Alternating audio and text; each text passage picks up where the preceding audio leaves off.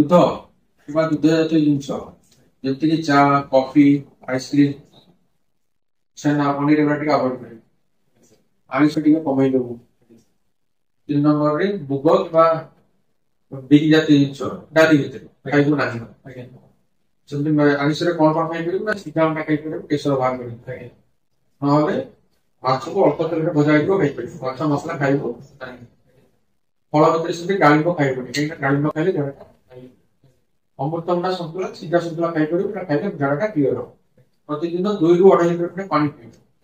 ଖାଇବା ମଝିରେ ପିଇବୁ, ଖାଇବା ଅଧଘଣ୍ଟା ଆଗରୁ 1 ଘଣ୍ଟା ପରେ ପିଇବୁ। ଖାଦ୍ୟ ଖାଇକି ସାଙ୍ଗେ ସାଙ୍ଗେ ବେଡରେ ଶୋଇପଡ଼ିବୁ ନା। ସେତିକି ପରେ ଔଷଧ ଦୋକାନରେ ମୁଁ ଲେଖିଦେଇଛି, ବୁଝେଇଛି ତତେ କଣ କଣ ଖାଇବୁ, କେମିତି କଣ ଔଷଧ ଖାଇବୁ। ଆଉ ଇଏ ସାରା ହେପାଟାଇଟିସ୍ ଇନଫେକ୍ସନ ଯୋଉଟା ଅଛି ତା ପାଇଁ ଔଷଧ ଖାଇବା କିଛି ଦରକାର ନାହିଁ।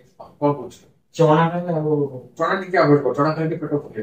ଚଣା, ଗଜାମୁଗ ଏଗୁଡ଼ା ଖାଇଲେ ପେଟ ଫୁଲେ। ଟିକେ ଆଭଏଡ ଟିକେ କମେଇ ଟିକେ କମା, ମାସେ ଖଣ୍ଡେ ଯାଉ, ତାପରେ ମାସେ ପରେ ମୋତେ ଟିକେ ଫୋନରେ ଜଣେଇବି, ତାପରେ ଦରକାର ପଡ଼ିଲେ ମୁଁ କହିବି। ଆଉ ଏଇଟା ପାଇଁ ଇନଫେକ୍ସନ ପାଇଁ ଔଷଧ ଖାଇବା ଦରକାର ନାହିଁ।